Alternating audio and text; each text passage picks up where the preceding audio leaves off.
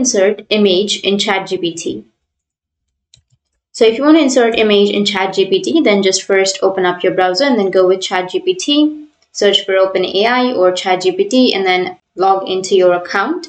Go with try ChatGPT, and here what you need to do is you just need to simply enter something as, can you give me the description of an image, and then send. And if it says sure, she can describe or he can describe, then what you need to do is just take an image and you need to go with a new tab, and here you just need to simply search for the image. For example, I'll be choosing an image right here.